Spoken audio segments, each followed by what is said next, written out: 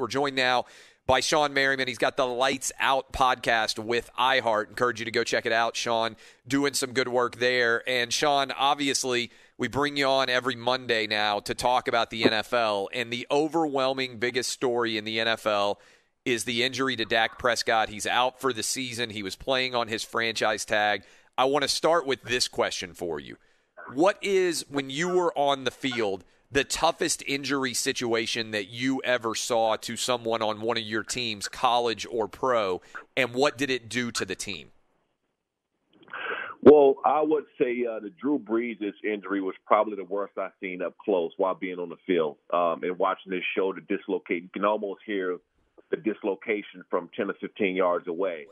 And just painful screams. And then knowing, too, it was Drew Brees, right? It wasn't just like, a guy that we didn't need or something like that. It was our starting quarterback. And I actually got a chance to watch his rehab process during the whole offseason in San Diego.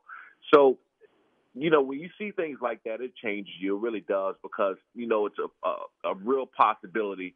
And the first thing I looked at when I saw Dak Prescott's ankle, I was like, my God, I hope his family and friends, and just seeing Drew Brees that close up and personal, but the guy's family and his friends, his coaches, high school coaches and people he grew up with, seeing that on national TV has to be disheartening. Yeah, I mean, it's absolutely brutal to think about. Now, there's so many different angles there. What do you think the Cowboys are legitimately thinking on both the offensive and the defensive side of the ball? They're sitting at 2-3. They are in first place in the NFC East. It's not a great division. How much confidence do you think they have legitimately in Andy Dalton?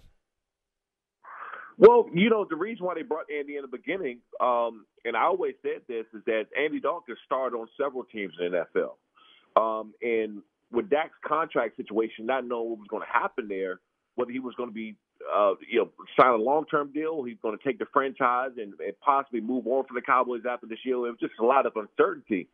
So you have Andy Dalton there, who's a proven starter in the NFL. And I'm not saying he's better than Dak Prescott or he's going to go and win those guys a championship, but I don't expect there to be a huge or significant amount of drop-off. And Dak has been playing extremely well. But Andy Dalton can go in there, and Andy can get it done. Shawne, I said earlier in the show, this is why I never, ever, ever blame athletes for trying to make as much money as they possibly can when they can. I am a capitalist. I want everybody out there listening to us to make as much money as they possibly can off of their labor. But you hear a lot of fans, a lot of media people too, who quibble and get upset when guys decide to make the business side of the sport stand out. When you look at Dak turning down a multi-year deal, do you think that went through his head at all as he has gone through recognizing how seriously he was injured? Would it go through most athletes' heads? Well, there's no doubt about it. He should be pissed off at his representation. No doubt about that. Maybe if it was his choice to go and play and to take the franchise and bet on himself, maybe it was his choice, but his representation should have told him to not go on the field. All right, he's played up to his worth. He deserved a big contract, and being a starting quarterback of a team that needs you, you don't go on the field. Period. So it was a little bit upsetting to me. Some of the things that were said, and they're going to hold this against him in the contract negotiation going forward. That he's going to have to start from ground zero and prove that he can play again, and he's healthy enough to lead the team again and basically start from scratch. He really is, and they're going to use that against him. And it just, so many things go through your mind as a player because now your future's uncertain. And you can say all you want that you don't care, you made the right decision, but you land up in the hospital bed and you don't know what's going to happen. You got to be questioning yourself a little bit. We're talking to Shawne Merriman, Lights Out podcast. Encourage you to go listen. Former NFL star who has been through a lot of these battles on the field. Okay, so Dak and the Cowboys, huge story. There are a bunch of other big stories that came out of the NFL that I want to get your read on. How big of a win was it for the Raiders to go on the road and beat the Chiefs? And I don't know about you, but I've never seen somebody make Patrick Mahomes run around as much as the Raiders did. What did they do to make him look? He made some unbelievable throws still, but they didn't let him be comfortable in the pocket. What did they do so well defensively to make that happen? Because offensively, I think the Raiders are pretty good, but I didn't expect them to get pressure on the Chiefs like they did. I think you hit it right on the head. He never got comfortable. Even the times where he did have time to throw the ball, he remembered the last few plays where he was getting chased around. He wasn't able to maybe square his shoulders up and throw the ball down the field, or he had somebody on his back chasing him from the opposite side. He had to throw across body. He never got comfortable. And even, you're going to give up some big plays to Patrick Mahomes. And my coach would always just tell me, those guys get paid too. And that's Patrick Mahomes. He's the best quarterback in the National Football League. He's going to make some plays regardless of whatever defense you put out there on him. But the fact is, he looked very uncomfortable in certain situations, and he always looked like he was under duress, like he was going to be hit, even when he wasn't. Feet just never really got set up under him. It just looked like he was always thinking, and I don't think that we've seen him, frustrated like that in a very long time, if ever. What does it mean going forward in the AFC West? Is that just a kind of standalone aberration game, or do you think when you see the Chargers, who played the Chiefs competitively, and now you see the Raiders, is there more of a challenge maybe in the AFC West than most people out there, including me, would have thought coming into this season? Well, look, the Raiders, I don't think anyone expected them to be playing like they're playing right now, and how they played the Chiefs. And, what's happening now as of late is you're showing that gap because you look at the AFC West and you automatically assume that the Chiefs are going to be running away with it. They're the best cut team in the AFC West, and there's no one close. What we're seeing now is the gap is a lot smaller than most people think. I mean, the Chargers played well against them. They probably should have won that game. And the Raiders just showed that they can beat them. So, there's going to be a very tough division here over the next couple of years if things keep going the way they are. What do you think about Alex Smith getting back on the field after what he has gone through since that brutal injury 2 years ago? If you didn't feel like dropping a tear for that dude, if you didn't feel like dropping a tear for him. Especially when they showed his family in the crowd. I don't care who you were. It got a little bit dusty in the room when you were watching. Oh, yeah, no doubt about it. I mean, it was one of those things where, me, of course, I've been through the injury, obviously nothing that bad, but it's a long road. It's very dark.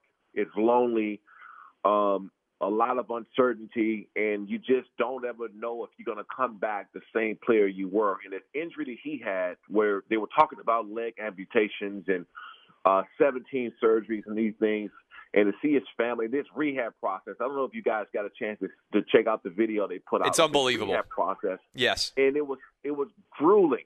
It was grueling. So to see him back on the field was nothing short of amazing, man. I was just sitting around, and I said before this game, even before the season, when he decided to come back, I said if he played one game, if he threw and completed one pass, it would be the biggest comeback story that's ever happened in sports.